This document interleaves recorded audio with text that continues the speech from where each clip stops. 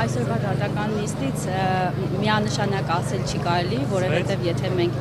իրավական պետության մեջ ապրելուց լինեինք, կարող էինք հստակ ասել, որ հղում կանենք իրավունքին, բայց քանի որ մենք տեսնում ենք մեծ հաշվով Հայաստանում զանգովի արդարադատություն է եւ կամայական, այնպես որ կանխատեսումներ անելը բավականին դժվար է։ Այդ ուսակիցները հույս են հայտնում, որ այդտեղ չկա, հա, կալանքը երկարացելու, տնային կալանքը երկարացելու եւ ստիպված են բաց թողնել։ Իսկ եք Միանշանակ դրա համար շեշտադրում եմ անում, որ իրավական պետության մեջ իսկապես կարելի է միանշանակ այդպես ասել, բայց տեսնենք, հուսանք, որ իսկապես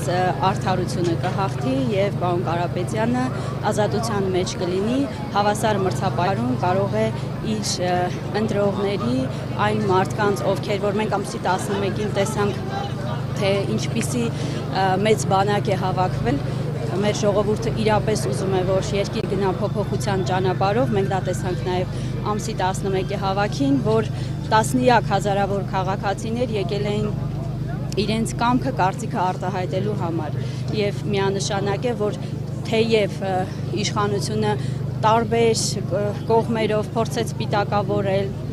քիչ մարդ են եկել, տարբեր մեկնաբանություններ եղան, բայց այնուամենայնիվ պարտավոր են հարգել Հայաստանի Հանրապետության քաղաքացու քաղաքական որոշումը եւ դիրքորոշումը եւ կհարգել։ Տիկին Յուլիան, այդ օրը նաեւ մարզերից էին, հա, քաղաքացիներ եկել հանրահավաքի, կոնկրետ Գորիսի մասով, Սյունիքի մասով ինչ կասեք, ինչ տրամադրություններ են, օրինակ։ Բավականին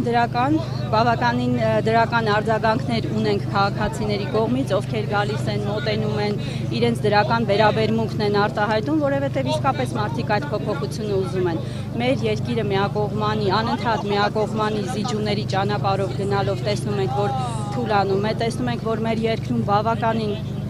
մեծ է ատելության մթնոլորտը, պառակտման մթնոլորտը եւ այս մթնոլորտը այո քանդում է մեր պետության հիմքերը։ Շնորհակալություն։ Եվ իհարկե շատ կարևոր է, որպեսզի մենք կարողանանք այդ բոլոր հույսերը արդարացնել, ամենօրյա շփումներում մենք տեսնում ենք մեր քաղաքացիների վերաբերմունքը եւ իհարկե այդ ամենին դեմ գնալը անթույլատրելի է։ Այս պահին Արուշ Արուշանյանի հետ, որովհետև շատ քննարկվեց նաև ձեր հրաժարականի հարցը եւ նաև նշում էին, որ տարաձայնություններ են եղել Արուշ Արուշանյանի հետ։ Հարգելի գործընկերներ, ես այդ մասին հայտարարություն տարածել եմ։ Ես հայտարարություն տարածել եմ, թե ինչու եմ միացել Սամվել Կարապետյանի քաղաքական ուժին։ Մենք միասին 9 տարի աշխատել ենք, այդ թեմայի շուրջ չեմ խոսելու, պարոն Արուշանյանը եւս այդ մասին խոսել է եւ չեմ մեկնաբանի։ Ես մեկնաբանություններ չեմ տա, որովհետև եւ ես եւ պարոն Արուշանյանը մեր կարծիքները արդեն հայտնել ենք եւ տարածվել է բավականին շատ այդ ինֆորմացիան։ Տիկին Յուլիան, նաեւ նախորդին թիմակից կանանց ձերբակալության կալանքի տանելու միջև միջոցով կալանք չէ, ամեն դեպքում, հա, այդ գործընթացի վերաբերյալ ձեր մեկնաբանությունը նաեւ իշխանության ներկայացուցիչները շտապեցին հայտարարություններ անել, թե ուժեղ Հայաստան կուսակցության եւ աջակիցների կանանց հետևում են թաքնվում, հա, այդ ուժեղները։ Ինչպես կմեկնաբանեք։ Սա առաջին դեպքը չի, ինչպես ասում են, տառապանքը փորձ ունի, առաջին դեպքը չի, որ կանանց նկատմամբ նախընտրական շրջանում նման քաղաքական բիրտ վերաբերմունք են ցուցաբերում, ընդհանրապես այն խոսքի համար մենք նաև ձայնագրությունները տեսանք, որ Տիկին Ղումաշյանը նշել էր, որ օգնականը կզանգահարի կապ կհաստատի համագործակցության համար։ Եթե մենք հարցին հակառակ կողմից նայենք, թե ինչ է այսօր կատարվում